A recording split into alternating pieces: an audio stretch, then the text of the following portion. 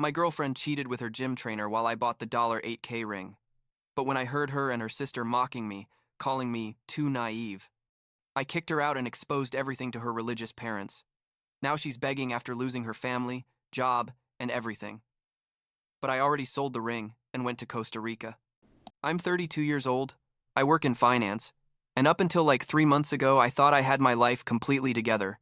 You know, the stable job, the nice house, the girlfriend who was supposedly the love of my life. I was about to propose to her at my best friend Eric's Christmas party, the same guy who introduced us 2 years ago. And basically, I had everything planned out. I had bought the ring. I had talked to her parents, everything. But turns out that while I was planning our future together, Amanda was busy laughing at me with her sister and sleeping with some guy from the gym. And the worst part wasn't just the infidelity. I mean, that's already horrible enough. But everything else that came after, like discovering who she really was and how she had basically been seeing me as an idiot for who knows how long. I should start at the beginning, I guess. I met Amanda 2 years ago at Eric's Christmas party. He always does this huge thing in December, like with catering and everything. And that year he decided to introduce us because according to him, we were perfect for each other. Amanda worked at the same company as Eric, something in the marketing department, I think. And when I saw her, I thought, okay, this woman is beautiful. She's like 28 years old, super confident, made me laugh.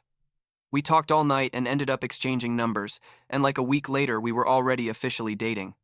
Everything was perfect at first. You know how new relationships are. Everything is exciting and you can't stop thinking about the other person. She moved into my house like 8 months into dating, which looking back was probably too fast. But at the time, it seemed like the most natural thing in the world. The thing is, Amanda had this younger sister, Taylor, who from day one made it clear she didn't like me. She was like 25 years old, lived alone in an apartment her parents paid for while she supposedly looked for work, and whenever I saw her, there was this weird energy, like she was evaluating me and finding me lacking, you know what I mean? But Amanda always said that Taylor was like that with everyone, that I shouldn't take it personally, so I tried to ignore it. Her parents, Gloria and Raymond, were completely different. Older people already, like in their 60 seconds, super traditional but kind to me. Raymond had worked his whole life as an engineer, and Gloria was a housewife. And when I went to ask for their blessing to marry Amanda a few months ago, they literally cried with happiness. Raymond gave me a hug and told me he considered me like the son he never had, and I felt, I don't know, like I was really doing something right with my life for the first time in a long time. Eric and I have been friends since high school. I mean, we've known each other since we were like 15 years old. So when he introduced me to Amanda, I trusted his judgment completely. Eric is one of those people who always seems to have everything under control. Successful at his job, good guy, always organizing events and bringing people together. The Christmas party was his thing. He did it every year without fail. And that year I had everything planned to propose to Amanda there, in the same place where we met. I had bought the ring like 2 months before. I had talked to the DJ about playing our song at the perfect moment. I had even coordinated with Eric so he would distract Amanda while I set everything up. I thought it was going to be this magical moment, you know, the kind of thing you tell your kids about someday. But then the fishing trip thing happened. Look, I go fishing like 2 or 3 times a year with some friends from work. It's basically my way of disconnecting and relaxing. And that particular weekend we had planned to go to this lake like 3 hours from the city. Amanda knew about this weeks in advance. I had told her exactly when I was leaving and when I was coming back, which was Sunday night. But turns out on Saturday afternoon, one of the guys got sick, like food poisoning or something, and we decided to cancel everything and go back home. I texted Amanda saying I was heading back, but she didn't respond, which didn't seem weird to me at the time because she sometimes left her phone charging in the bedroom and didn't check it for hours. I got to the house like at 7 in the evening on Saturday, and from outside I could already hear voices, so I thought Amanda had company or something. I opened the door, trying not to make noise because I didn't want to interrupt if she was with a friend, and when I went in, I clearly heard Taylor's voice coming from the living room. I was about to announce that I had arrived when I heard my name, and something in the tone of voice made me stop there standing like an idiot in the entrance. And then Taylor said something like, "I can't believe you're going to let Blake propose to you when Nathan is obviously better at everything, and she laughed, and Amanda laughed too, and I felt like someone had punched me in the stomach. I stood there frozen, still with my backpack in hand, and kept listening. Amanda said, I know, but Blake is stable and Nathan is just for fun, you know? Plus, Blake already talked to Mom and Dad. It would be complicated to cancel everything now. And Taylor responded something like, but you're going to keep seeing Nathan after you get married, right? And Amanda said, obviously, I'm not going to give that up just because I have a ring on my finger. They were both laughing like this was the funniest thing in the world, and I literally couldn't move, couldn't process what I was hearing. Taylor continued, like, does Blake not even suspect? And Amanda said, not at all. He's too trusting, too good for his own good. It's almost cute how naive he is. And that's when something in me just broke. It wasn't just that she was cheating on me, which is already horrible enough, but that she was using me. She saw me as this convenient, stupid guy who could provide while she had fun with someone else. And her sister not only knew, but was encouraging her. I turned around and left the house as quietly as I had entered, got in the car, and drove without really knowing where I was going. I ended up at a motel like half an hour from there, one of those generic places by the highway, and I checked in for 2 nights because I knew I couldn't go back to that house yet, not without a plan. I spent that whole night sitting on the motel bed, staring at the ceiling, and trying to process everything. Who was Nathan? How long had this been going on? Had Amanda always been like this? Or did something change at some point? I checked my phone and I had like 3 messages from Amanda asking where I was, saying she had seen my message about coming back early, but hadn't seen me arrive. I responded something vague about having decided to stay at a hotel near the lake because I was tired of driving. And she just put okay with a heart emoji. Like nothing. And there I was sitting thinking, this woman is lying to my face and doesn't even bother to do it well. Sunday I got up early and went straight to the house, knowing Amanda would be at the gym like always on Sunday mornings. And that's when everything started to make sense. Because she always went to the gym on Sundays and Tuesdays and Thursdays, like religiously, and I always thought it was great that she took such good care of her health. But now obviously I understood, she was probably seeing Nathan there. Or at least, that's how she met him. I went into the house and started packing all her stuff. And when I say all, I mean absolutely everything that was hers. Her clothes, her bathroom products, her books, her stupid decorations she had insisted on putting all over the house, everything. I filled like 15 boxes and left them all in the garage, well organized and labeled because even furious, I'm apparently an organized person. I called a locksmith and paid him extra to come that same Sunday and change all the locks on the house. While he worked, I wrote a note, printed it in large letters, and taped it to the front door. It said something like, Amanda, all your stuff is in the garage. The locks have been changed. Don't try to contact me. I heard everything on Saturday when I came home early, and you and Taylor were talking about Nathan and about how stupid and naive I am. I hope Nathan is worth it. I signed with my name, and that was it. No drama, no long explanations, just the facts. I took some of my essential things, put everything in a suitcase, and went to a retreat center in the mountains I had seen advertised online. One of those places where you can be alone and think without anyone bothering you. I spent 2 days there, basically walking through the forest and trying to understand what I was going to do with my life now. I still had the engagement ring in my pocket. I had spent like $8,000 on that thing, and every time I touched it, I felt more stupid. But also, and this is weird, I started to feel relieved. Like a weight I didn't even know I was carrying had been lifted. Because if Amanda was capable of doing this, of planning to marry me while cheating on me and mocking me, then what else was she capable of? I dodged a bullet, basically, even though it didn't feel that way at the time. Tuesday night, I called Gloria and Raymond from the retreat center. I knew it had to be me who told them the truth before Amanda invented some ridiculous story about how I was the bad guy here. Raymond answered. And when I told him I needed to talk to him and Gloria about something important, his voice changed immediately. Like he got very serious. I told them everything, absolutely everything, including the conversation I had heard between Amanda and Taylor. There was a long silence after I finished talking, and then I heard Gloria crying in the background. Raymond said, Blake, I have no words. I don't know what to say. We raised, those girls better than this. I told him I knew, that they weren't to blame, but that I needed them to know the truth. Gloria got on the phone after a while and told me, crying, that she had always thought I was perfect for Amanda, that she had prayed for her daughter to find someone like me, and that she couldn't believe Amanda had done something like this. She told me that Taylor had always been problematic, that she had always had this malicious streak, but that she thought Amanda was different. I told her I had thought so too. Raymond got back on the phone and told me they were going to handle this, not to worry, and that if I ever needed anything at all, not to hesitate to call them. I hung up feeling a little better. Not much, but a little. But what I didn't know until later was that Gloria and Raymond called Amanda that same night and basically destroyed her. Amanda had gone back to the house that Sunday, had seen the note and all her stuff in the garage, and had been trying to contact me desperately since then. She had called like 50 times, had sent messages, emails, everything.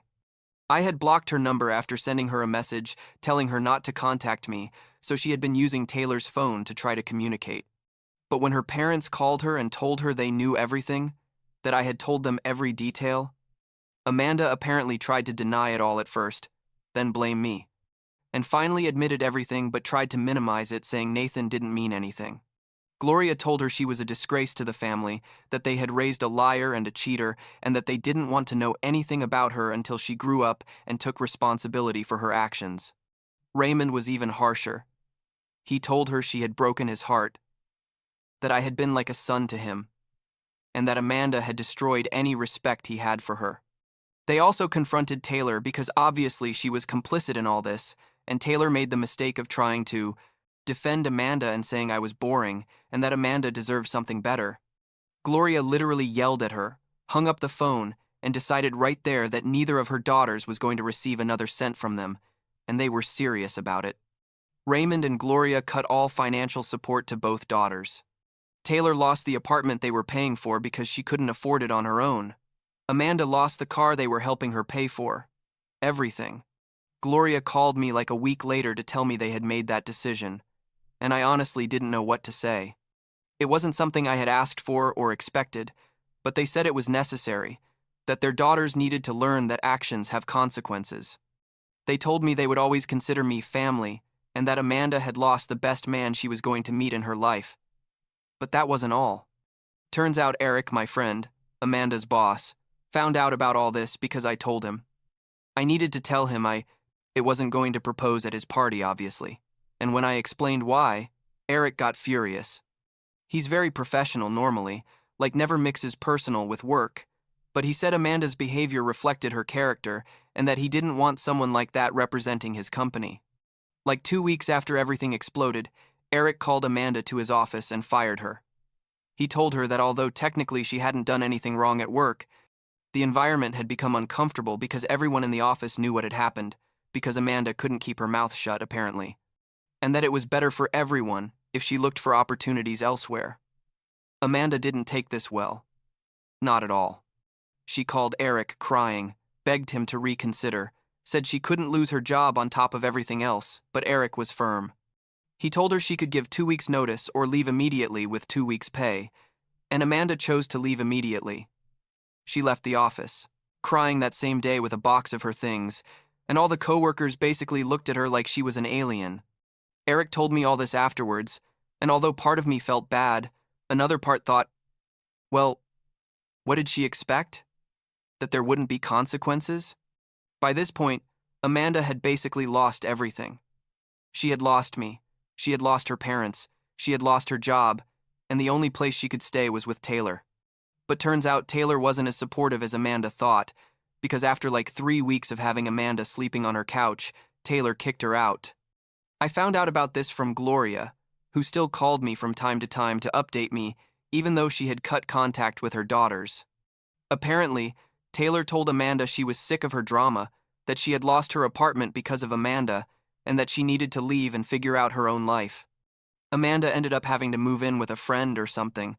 I never really knew the details, because honestly, it stopped mattering to me. December came, and the date of Eric's Christmas party was approaching. I wasn't sure if I wanted to go. I mean, that was going to be the place where I would propose, and now it was just going to be a reminder of how close I came to making the worst mistake of my life. But Eric insisted. He told me I needed to go, that I needed to reclaim those spaces and those moments, that I couldn't let Amanda ruin this too. So I finally agreed. I bought myself a new suit, got a haircut, and decided I was going to go and have a good time because I deserved that after the 3 months of hell I had been through. The party was at this nice place downtown, like an event hall with Christmas decorations everywhere, live music, catering, the whole thing. I arrived a little nervous, but determined to enjoy myself. Eric greeted me at the door, gave me a hug, and told me I looked good, that he was glad I had come. There were like 100 people there. Eric's friends from work, friends from college, family, everyone. The music was good, the food was incredible, and after a couple of drinks, I started to feel more relaxed. I was talking to some guys from Eric's work when I heard a small commotion near the entrance. I turned around and there was Amanda. I don't know how she got in because she definitely wasn't invited, but there she was, and she looked terrible. Like, not in the sense that she had been crying and looked vulnerable, but she literally looked like she hadn't showered in days. Messy hair, wrinkled clothes, red and swollen eyes. She saw me from across the room and started walking towards me, and everyone nearby realized what was happening and went quiet. It was like a scene from a bad movie, where everyone turns to watch the drama. Amanda got to where I was and said, "Blake, please, I need to talk to you. Please just listen to me for 5 minutes." Her voice was broken and trembling, and part of me, a very small part, felt sorry. But then I remembered everything. I remembered the laughter. I remembered how she had called me naive. I remembered Nathan. I remembered everything. I told her, "No, Amanda, there's nothing to talk about. You need to leave." She said, "Please, I made a mistake. It was a terrible mistake. Please give me another chance." And I said, "A mistake? Sleeping with another guy for months while I was planning to propose to you was a mistake? Making fun of me with your sister was a mistake?" The people around us were listening to everything, and Amanda realized it. She turned red, like embarrassed but also angry, and said, "Are you really going to do this here? In front of all these people?" And I said, "You came here, Amanda. You decided to make this public. I was just trying to enjoy a party with my friends."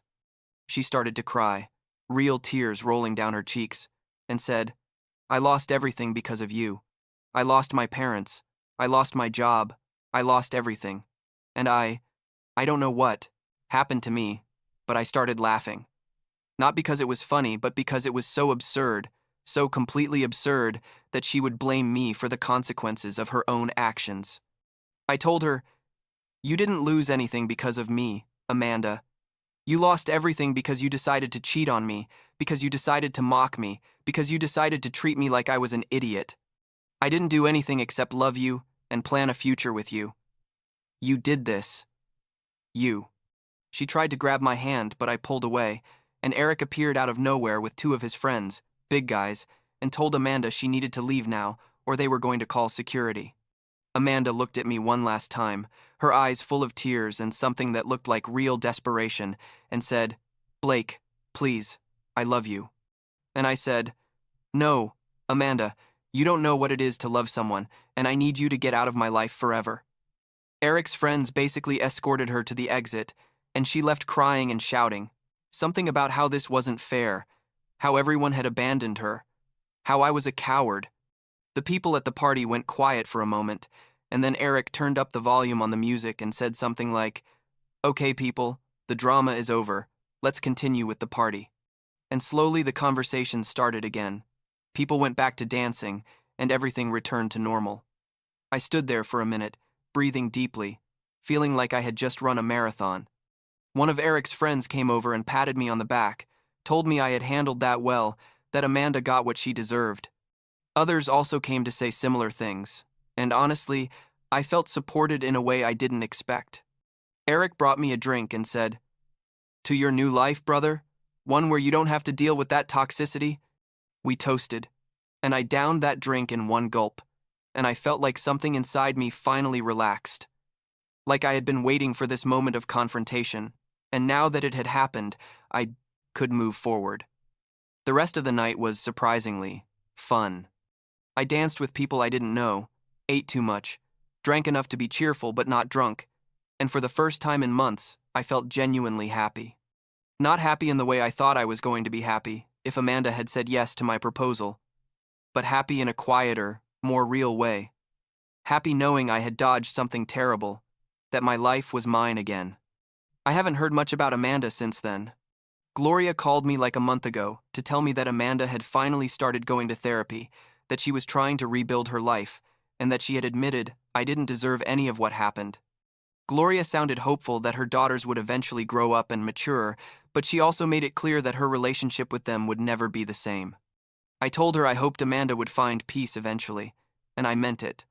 Not in a way where I want to get back with her or forgive her, but in a way where I just want to move forward without carrying resentment for the rest of my life.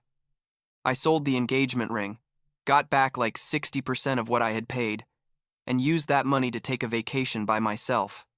I went to Costa Rica for 2 weeks, surfed, met new people, and basically reminded myself that there's a whole world out there full of possibilities.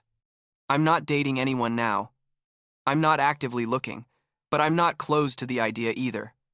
I'm just, I don't know, existing in my own space and enjoying it. Last week, Eric asked me if I was really okay. Not just saying I was okay, but actually being okay. And I told him honestly that yes. That what happened with Amanda was horrible at the time, but that now I see it as one of those things that needed to happen so I could see who she really was. I saved myself from marrying someone who didn't respect me, who didn't value me, who saw me as a convenient option while keeping her real choice a secret. That's enough to be grateful for, I guess. Even if it's in a twisted way. And that's basically it. My life now is quiet, predictable in a good way, full of real friends like Eric who supported me when everything fell apart. I don't have all the answers. I don't know if I'll ever completely trust someone again, but I'm working on it. I'm working on me. And for now, that's enough.